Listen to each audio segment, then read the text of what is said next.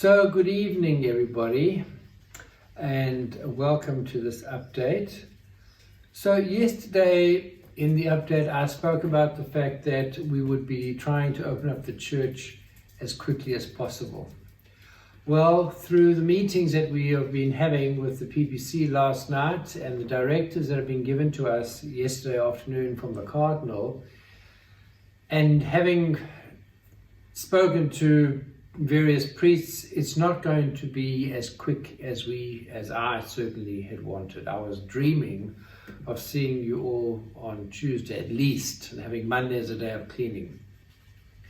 Dear people, that's not going to happen, and I'll explain why.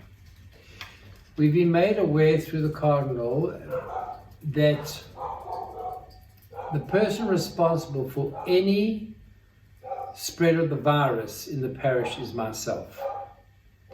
We have got to use the guidelines given to us by the diocese. We have to adapt them for our specific parish. They then have to be submitted to the dean. And the dean has to go through it sentence by sentence to make sure that we are covering all the bases. Only then can we open the doors.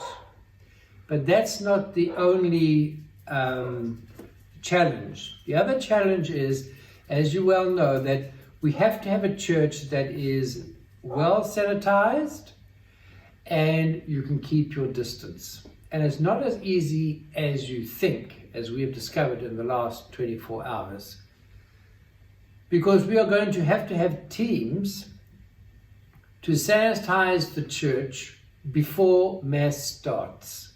And it's got to be done in a methodical way, not just a group of people who are going to do their best or have a bottle to clean their place in the church. So we have to have a method and a protocol whereby before and after every Mass, the entire church is sanitized. Every person coming onto the premises must have their temperature taken. Those with a temperature over 38 degrees have got to go home immediately. Face masks, hand sanitizers. We've got to have a separate way of doing the collection for Sunday Masses. Communion has to be done under very specific circumstances. The priest has to wear a shield. You've got to be in your mask, etc., etc. We cannot open the doors without and there's registration. Everybody that comes in, this is for tracking purposes, has got to have their name taken, their cell number, their temperature taken, so that we have a record. If there is a need to track, we know who was at what Mass. So there's a lot to put in place. So we've calculated that we need at least from 4 to 8 people on duty before we open the doors, just to get the place ready.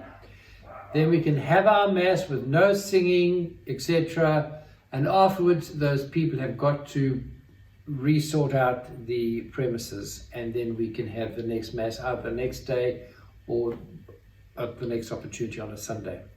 So please believe me, we are trying our best. We've been working. We worked up until 9-10 o'clock last night, certainly after our PPC meeting, to try and get our draft presentable. We've had more meetings today. We are waiting for the exec to see it and go through it to make sure we've covered all the points brought up at the PPC meeting last night. And then we've got to send it to the dean. So, long process. I'm very sad about it. I'm sure you are too. But one of the big things, and this is going to upset a lot of you, is that we've been asked over and over again, especially for churches, that people over 65 should not come to Mass.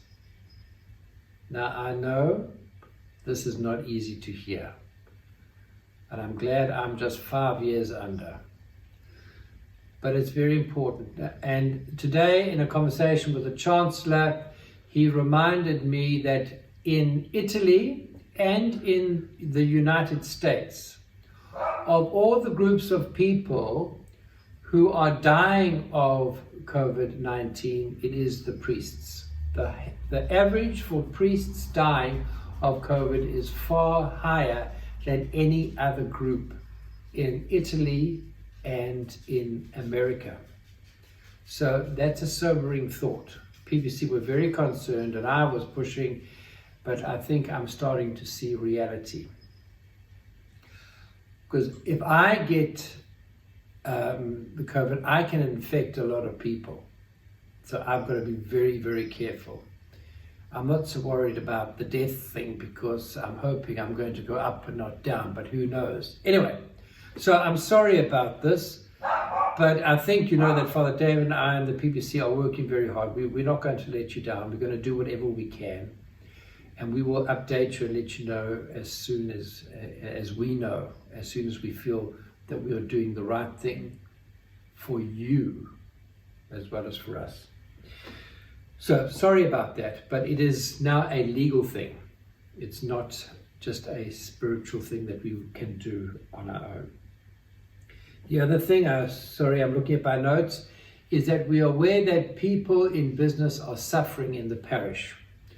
So we have agreed through the PPC that anybody who has a business and wants us to help promote their business to please contact the parish office through our email and let us know your name, the name of the business, the contact numbers, and the nature of the business. Very short and sweet, because we want to try and ask parishioners to support our parishioners in business. So if there's a travel agent, well, wrong choice really, isn't it? Because that's probably one of the last that are going to open.